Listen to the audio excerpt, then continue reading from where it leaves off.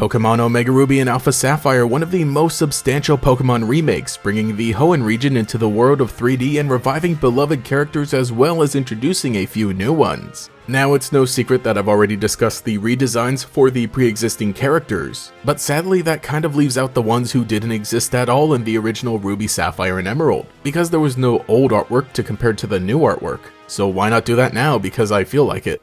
The first of these characters we meet on our journey is Zinnia. With Pokemon contests being brought back in these games, of course they had to make a good impression, and even though they didn't carry over the 3-round system of Generation 4, they were still pretty fun. And to make sure we stop by the contest hall and definitely check it out is the character Zinnia. I think it's a great idea to have an actual celebrity for the contest because of course there would be. So Zinnia's design is very flashy and takes inspiration from Japanese idol performers. Though I do feel like we have to compare this outfit to the one that May wears when participating in a contest because there is actually official art for it. And because you can probably see that they're very similar, kind of like a standard. The details that make them each different are the interesting part. May has a bracelet to hold her Mega Keystone and has the same hairstyle more or less, just with a different bow. When compared to Zinnia, you can see the different shoes, and Zinnia even wears one long sock to add some asymmetry to her design. Her outfit has some extra fluff on the wrist and shoulders, which along with her hair color and even style are meant to resemble her signature Pokemon, Altaria, even though that was supposed to be Winona's signature Pokemon. But the point is that when you look at May's outfit, it really puts Zinnia's into context, setting her above as the initially more skilled Pokemon coordinator. And while we're here, let's talk about Brendan's contest outfit. It has the rockstar kind of feeling, taking inspiration from a different type of performer.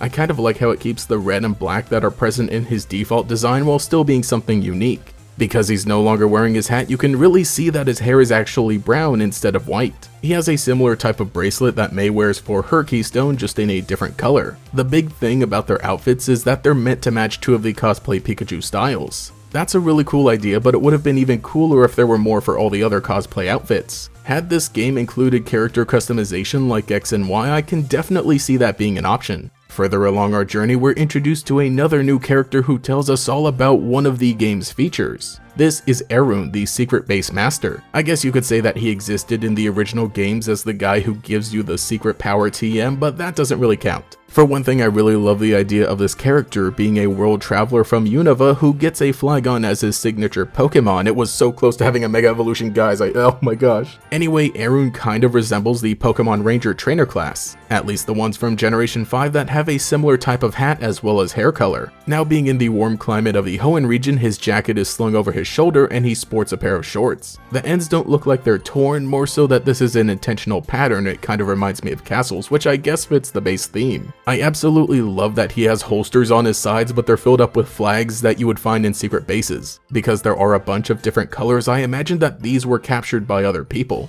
And the last brand new character with 2D art is probably the most important, Zinnia. Being the one who kicks off the events of the Delta episode, of course she has to have one of the most amazing designs in the franchise, at least in my opinion. Fitting in with the warmer climate of the Hoenn region, she wears shorts, a sleeveless shirt, and sandals. The shirt has very suspiciously placed crescent moon designs meant as a nod to her Mega Salamence, though there still are other pieces of clothing that fill in the outfit. Both her socks and cape are roughly the same color, being this more rustic tone hinting at her connection to an ancient peoples, the Draconids. In the same vein is the ring around her ankle that holds her keystone. It looks very ornate and much older than the other Mega items that we see throughout the game. It also resembles a spiraling serpentine shape, obviously a reference to Rayquaza. Her cape is also pretty cool. It looks a lot more tattered than anything else she wears, but gives her this presence of someone in power. And of course it also helps her fit in with other Dragon-type trainers from across the franchise that also have capes. But at the same time, it makes her stand out even more so with how weathered and old it is, despite the fact that she is probably one of the youngest important Dragon-type trainers that we see in the games. You know, aside from Iris. In the Pokemon Adventures manga, you can see the Elder using the cape and the Mega Anklet as part of her staff. And so that just shows how important these things are to her and her character as they were passed down to her. Fun fact, we can see a younger version of the Elder in a flashback in Pokemon Evolutions, and sheesh. And you know what, I might as well shout out Gabby and Ty.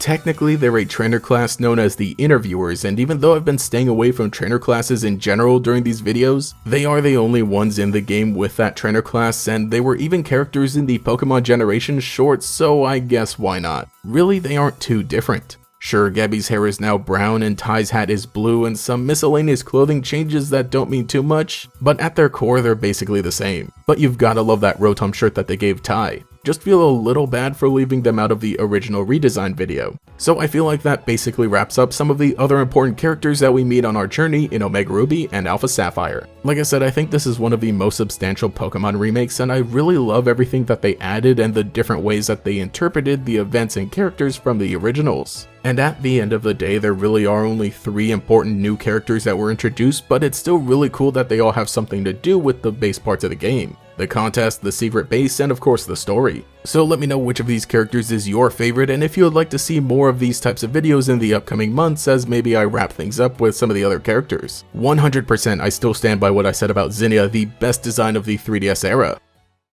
Thank you to every channel member for your continued support, especially the great Gators, Brandon Mork, Cheeseburger Lasers, Gavnuts, Green Topaz 213, Justin R, Cosmo Zero, Largos, Michaela, Mochizuki Yoru, Nomad Nobi, Quago, Taijirai, Volity, and Pastel Blood. If you would like to support, get a shout out here as well as access to emotes for comments and live streams, you can become a channel member today. You can also follow me on Twitter as well for more memes, but anyway, this has been GatorEX. I'll catch you all later. Legendary Pokemon clash in an ancient battle.